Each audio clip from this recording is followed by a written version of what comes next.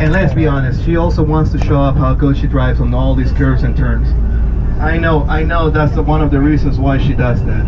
And I know she does great. So she also wanted it to show you that she doesn't have a fake commercial driver's license, alright? So we know that. Who's that? Is that mine? No, it's not mine. If that was my alarm, I will be in trouble right now. Too late, you're here, brother. So this, guys, it took 13 million years to look the way it is in nature, and this is one of the places where tectonic plates they collided, and that's why we have a lot of sudden changes. The responsible, it's right there on your left. That's the Virgin River, which right now it looks really weak since we actually is dealing with a severe water drought. But we have a lot of different layers of sandstone, sediment rock, and also we also have a lot of Navajo sandstone. Now, along the Virgin River's path, we have little caves just like the one that is coming up on your left. On this cave, we have petroglyphs that they were just left by Moapas Native Americans.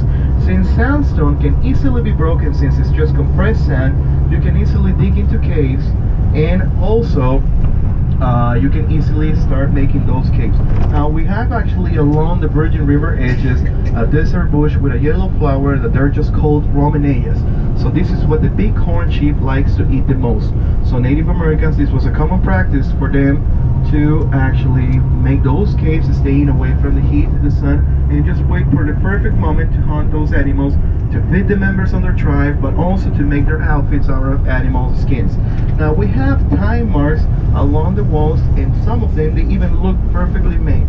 Now those lanes, they were just left by the surface of the river when the river was just actually causing major erosion on this canyon. Each mark or each lane represents 35 to 40,000 years approximately when this canyon was just getting deeper, and those marks they were just left over the walls by the surface since all this water was all running downstream. Now this is also one of the 32 places in our planet where opposite magnetism it is a reality. I don't know if how many of you guys have heard before that in certain places on our planet on a downhill road you can actually put your vehicle on neutral, release the brake, and your vehicle could move backwards. I don't know if you ever heard this phenomenon. So this is one of the 32 places where this could happen. This is a reality by Cedar Pocket. The shoulder is not big enough for us to pull to the side and do the experiment, but this is something you could actually do if you're driving your own vehicle, if you're just out here visiting with a rental.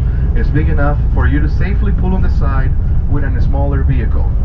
So if you notice, by the time we get to Cedar Pocket, layers of sandstone and sediment rock would actually have opposite attractions, and this is what it comes with this phenomenon.